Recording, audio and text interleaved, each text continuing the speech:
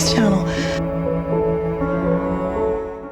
Hi there, my name is Sandy and I am the owner of 3 Room Studio, an online store in the Canadian prairies. I illustrate and design and create my own stamp sets, die, crafty goodies for card makers and scrapbookers and planners. And this is going to be quite a different format from any other videos I've ever made. If you're new here, welcome. And if you were a previous subscriber or a previous watcher, welcome back. You may wonder where I've been.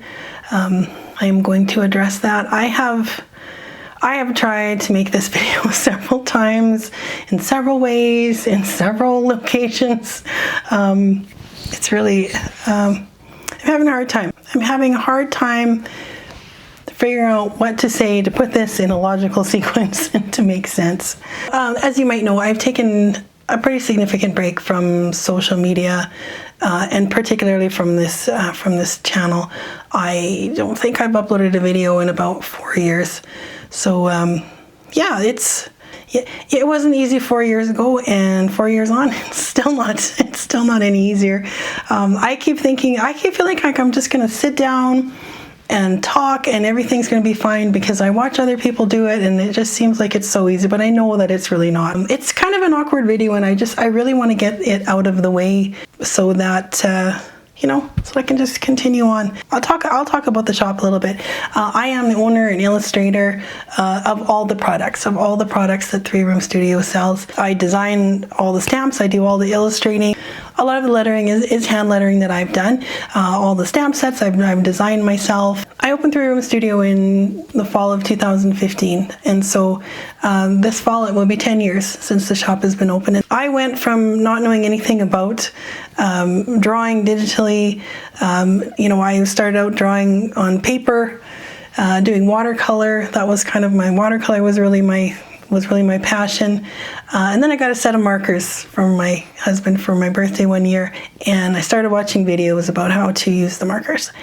And that opened up a world of stamping for me. Stamping, card making, I really took to it, and I was really passionate about it, and I started eventually wanting to do my own stamps. I bought a lot of stamps from a lot of other companies. I wanted to use my own artwork for my own ideas, for my own cards and things like that. And so I figured out how to do it. I'm really proud of what I've accomplished, because I went from not knowing anything about stamp production or drawing digitally. I figured out how to use Adobe Illustrator on my own, using YouTube videos, trial and error. From there, I learned how to design stamps. I reached out to manufacturers. I figured out how to manufacture stamps. All my stamps were made in the US. I found a stamping manufacturer. I eventually created dies. I eventually created stencils as well. It's been quite a ride. I met some amazing people. I attended some big events. My products were sold in some online stores and some physical stores. I did some exclusive stamp designs for another stamp company. I appeared a number of times on Craft Roulette, and I did a make and take at a scrapbooking event in Edmonton, which was really fun. And for a while, I could really see myself as part of that world, and that was kind of what I was focusing on. I attended the Creativation event in Phoenix in 2020, and if you don't know what Creativation is, it's a trade show for the paper crafting industry. So lots of stamp companies and art supply companies and places like that. It's there for stores to get new products for their stores and things like that. And in 2020, I attended the Creativation event with plans to work toward having my own vendor booth in a few years. And the pandemic hit, and I was doing okay, but I was really getting to a point where keeping up with my growing business was going to require more time than I had to give. I work full time. Sometimes this works for people. Some people are in a position to be able to leave their jobs, and they're able to take that leap. I've got a really good job with 25 years in, and I'm looking towards retirement in a few years. And so it just really kind of wasn't in the cards for me. And the kind of time that would have been required in order for me to grow the business was more than I had to give, and it wasn't sustainable. In August of this year, it'll be 10 years since I opened Three Room Studio, and it was never meant to be my sole source of income. It was really just an outlet for my creativity and art. But it actually did become something bigger than I expected it to be, and that was a good thing, and I'm happy about that. I don't want to sound ungrateful. It was fun. It was a fun ride. But as it got bigger, the pressure mounted, and there were more people counting on me. I had a wonderful design team. I designed the products. I would send them to them for them to use and showcase, and they did beautiful, beautiful projects, wonderful cards, and they were great people. I've been on design teams myself, and I know that it's really difficult when you don't have a lot of product to work with. You always want to try the new stuff, and the reason that you join a design team is so that you can try the new things, so that you can play around with the new stuff. And I did feel like I didn't have the time to create enough products to give them to use. And that felt like a lot of pressure on me. They didn't complain. They were fantastic. They were just amazing people. But I felt it. I felt like I wasn't doing what was required, and I wanted them to be able to showcase their talents as well. And if I didn't have a lot of work for them to do, they could have been on other design teams. I guess I got to a point where quite often I started thinking, what if I didn't have this business? What if I just didn't have to upload something to the blog on Saturday mornings? What if I didn't have to create a graphic, for something? What if it just ceased to be, what if I could go back to making my own cards? Because I can tell you, it was a long time. I started out as a card maker, who eventually didn't get to make any cards anymore. And I felt like I was kind of missing out on that fun, and it was becoming kind of a job. Also, there were things going on with my family, and my work, and my own health, and the other life things. So the temptation to just walk away and think about what it would be like if it didn't exist was a real one. And eventually there were some things that happened that I had to concentrate on. There were some things that happened that were really important. And I wanted to spend my time on those things. And I'm glad I did. And I took a little bit of a break. I didn't mean to take a really long break. I didn't mean for it to be as long as it has been. But it has. I'm fine. I just want to say that I am fine. I'm fine. The break has been a good one. It's made me think about how I want to spend the amount of energy and effort that I have while balancing work, my family life, and just life in general. And so that's been a really good thing. I had a long break. I had a long break from making any art. But last summer, I actually did start making some more things, and I will be showing you that later. I'm not a YouTube personality. I know this, and I will never be one. But I do enjoy watching behind the scenes of other creators, and I think that maybe that's what I'd like for this channel to be. I am going to continue making things. I enjoy making things. I enjoy making things that I would like to have, and you'll see once I show you what I've been working on lately. I will continue to do that. I am an artist. I always will make art. I always will illustrate. I'll always enjoy making things, and I think that that's what this business and this channel will be moving forward.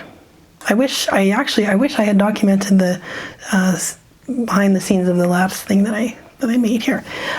So the shop is changing. What's going?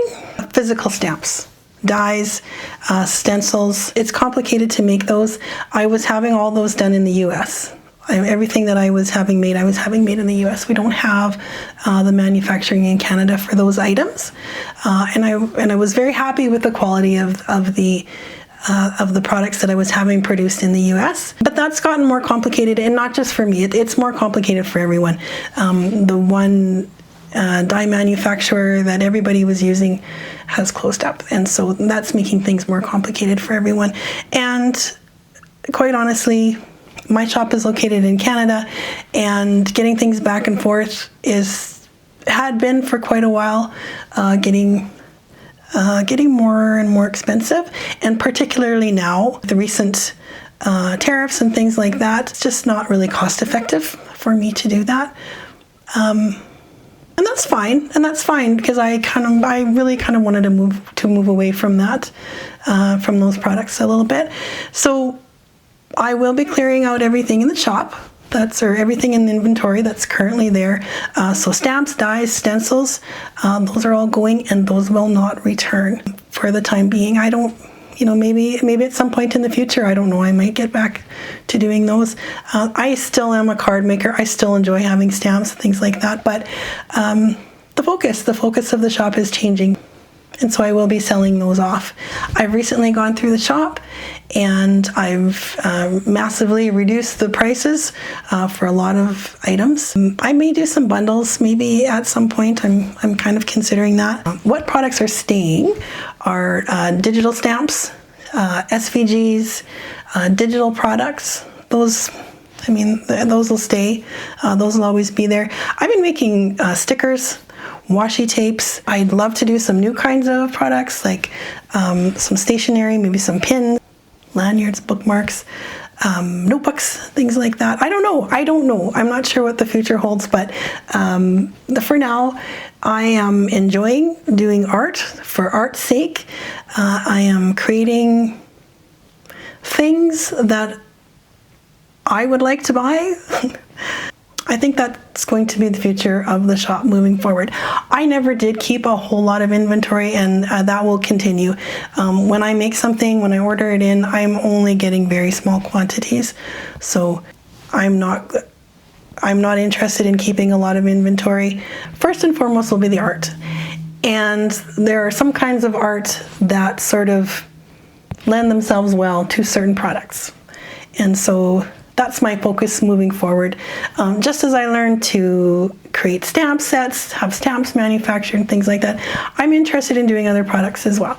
And so, it's going to be a little bit of an adventure, but I am removing the pressure from myself of, having big updates and things like that. I will be sharing more behind the scenes, my design process, things like that. And I see this more as more of a studio vlog than anything else.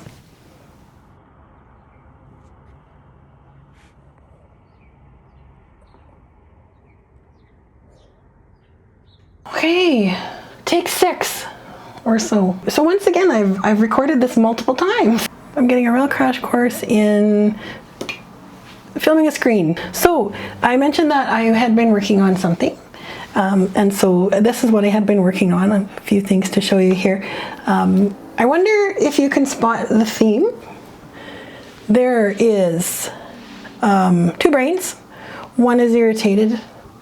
One's got some brain fog.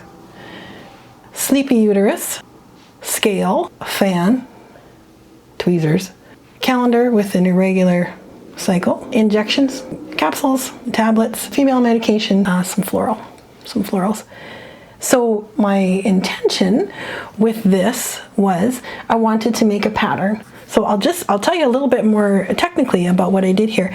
I normally when I draw images, I draw them on my iPad using Procreate, and then I usually bring them into Adobe Illustrator, which is what this is, and then I go over the outlines with the pen tool. For stamps, it's just black lines. So that's what I normally do. And usually if I'm going to color any images, I bring the images back into Procreate and I color them. So if I did any graphics or anything like that for Instagram or any social media, that's what I would use. But in this case, I I drew them in Procreate, I brought them into Illustrator, and I did the normal thing where I did the outlines, but I also colored them in Illustrator this time. And the reason that I did that is that I wanted them to be able to scale them. I wanted to be able to make them as big as I wanted. And when you use Procreate, when you save your image, you usually save it as a PNG, and it's pixelated. So when you go to make the image bigger, there's only so big that it can go before it starts to lose its quality, and it starts to pixelate. In Illustrator, the images are vectorized, and so you can scale them as big as you want. So I can make this as big as I want it to, and I will never lose any quality. I also colored them in Illustrator this time, and for that reason, because I wanted to be able to make them as big as I wanted. So this way, everything's vectorized and I don't lose any image quality whatsoever if I want to make them bigger. So these were the elements, and I had to learn how to make a pattern. That's a skill I didn't have. That was another thing that I had to learn, and it was fun. So I created a couple of patterns. I created this one here with a navy background. So that was the finished pattern. And then I also made a pink version with like a light blush pink.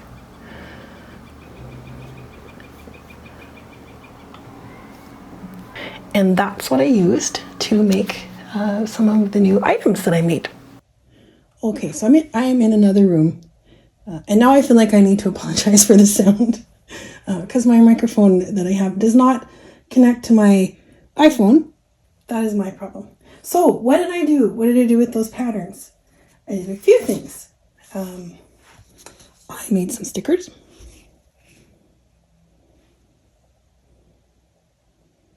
Ten stickers on here, and it's also got the I put the pattern in the background because I thought, well, once the stickers are used, then you can use little pieces for different things also. So that's the sticker set. I also, for the first time, made washi tape, which that was fun. I really did enjoy that. And I'll show you what it looks like against white.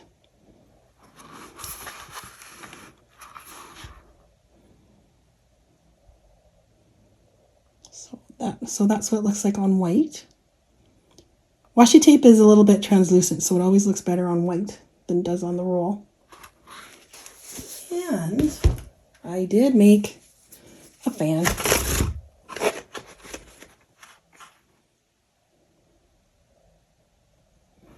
So it's got a really subtle pattern.